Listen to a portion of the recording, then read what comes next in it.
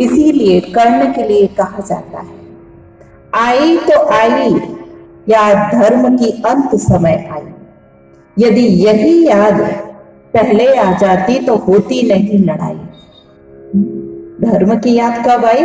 अंत समय आई। यदि पहले आ जाती तो ये लड़ाई भी नहीं होती। जब इस बात को सुनते तो मन के अंदर विचार आता कि कहीं हम लोगों के साथ भी यही तो नहीं हो रहा कि भगवान हमारा माता पिता है और हम सब आपस में भाई भाई हैं। कहीं ना कहीं ये गलती हम लोग कर रहे हैं कि उस पिता परमात्मा को हम भूल गए। हम सभी नारे लगाते हैं, हिंदू मुस्लिम सिख ईसाई आपस में सब भाई भाई, क्योंकि हम एक ही माता पिता अर्थात भगवान के संतान हैं। वही हमारा सच्चा माता पिता है। इस बात को यदि हम अंदर से स्वीकार कर लेंगे तो हमारे बीच में जो मनमुटाव चल रहे हैं, टकराव चल रहे हैं एक दूसरे के साथ, चाहे अपने धर्म वालों के साथ चाहे अन्य धर्म वालों के साथ, तो ये सारे मनमुटाव, लड़ाई झगड़े खत्म हो जाएंगे। तो आज हम भगवान को जानेंगे, क्योंकि संसार में आकर हमने बहुत कुछ जाना है। क्या क्या जाना है? जाना हमने जगत जननी को जाना, जाना हमने भाई बहन को जाना, जाना आना जाना, जाना जाना खाना जाना पीना जाना, मुकड़ जाना जाना, रूठ जाना जाना, कुटुंब कबीला सब कुछ धीरे धीरे जाना, फिर भी कुछ नहीं जाना, क्योंकि उसको ही नहीं जाना जिसके पास हमें है जाना। तो आज हम उस पिता को जानेंगे, क्योंकि हमने संसार में आके सब कुछ जान लिया है, लेकिन जिसके पास अंत में जाना है हमने उसको ही नहीं जाना, तो कुछ भी नहीं जाना। तो सबसे पहले हम देखेंगे श्रीमद् भगवत गीता के अनुसार भगवान कौन है, ईश्वर कौन है।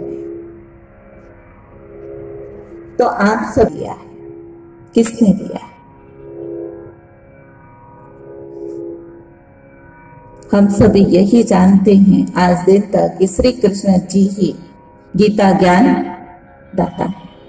आपको लग रहा होगा ये भी कोई पूछने की बात है? गीता ज्ञान दिया श्री कृष्ण जी। जैसे कल आपको हमने जब कहा था कि देखने का काम किसका है, तो आपने कहा आँख का, और सुनने का काम किसका है? कान का।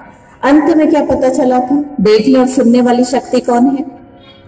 आत्मा है। ये तो साधन मात्र है, इनके द्वारा आत्मा देखती और सुनती।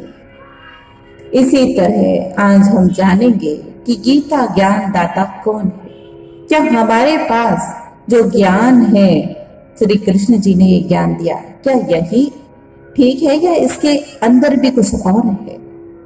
क्योंकि श्रीमद् भगवत गीता में बार बार आया, सर्वधर्माणि परित्यज्य मामेकं शरणं व्रज अहं त्वा सर्वपापेभ्यो मोक्षयिष्यामि मा शुचा। अर्थात सारे धर्म जाति इन सभी बातों के भेदभाव को भूल जाए और भगवान की शरण में आ जाए, तो भगवान क्या कह रहा? मैं तुम्हें सभी पापों से मुक्त कर दूंगा। परंतु इस संसार में देखा जाए तो भगवान भी अभी बहुत सारे हो चुके हैं। इंसान स्वयं को भी भगवान कहने लगा है, तो किसकी शरण में आ जाए?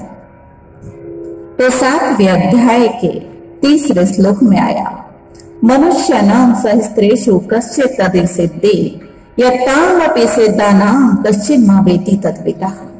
अर्थात बताया कि हजारों मनुष्यों में से कोई है जो भगवान को पाने का प्रयत्न करते हैं, लेकिन उन कोई में भी कोई है जो भगवान को पहचान कर भगवान के परायण होकर चलते। 2 बातें आई हैं। एक क्या कहा? हजारों मनुष्यों में से कोई है जो भगवान को पाने का प्रयत्न करते हैं। दूसरा कहा, इनमें से भी कोई में भी कोई है जो भगवान को यथार्थ रीति पहचान कर भगवान के परायण होकर चलते हैं। अब प्रयत्न करने में बहुत सारे आ गए, तीर्थ स्थान पर जाते हैं, पूजा अर्चना आदि करते, ये सब क्या कर रहे हैं? प्रयत्न कर रहे हैं। लेकिन इनमें से कोई ऐसा है, कोई में भी कोई बिल्ला ऐसा है जो भगवान को यथार्थ रीति पहचान लेता है और भगवान के परायण होकर चलना शुरू कर देता है। श्रीमद् भगवद गीता के 10वें अध्याय के दूसरे श्लोक में आया, नामे विदुषुर्गणं प्रभुवं न महेशया अहम आदि ही देवानाम महिष्णाम च सर्वसा। अर्थात वहां पर कहा कि ना मुझे ऋषि जानते हैं, ना मुनि जानते हैं, ना देवता गण जानते हैं, क्योंकि मैं सभी का आदि कारण हूं और ये सारे लोग मेरे बाद में आए हैं। इन सभी के पहले मैं आ गया था, तो ये बाद में आने वाले मेरे बारे में सत्य परिचय नहीं दे सकते। जैसे आज अगर कोई आपके माता पिता के जन्म के बारे में पूछे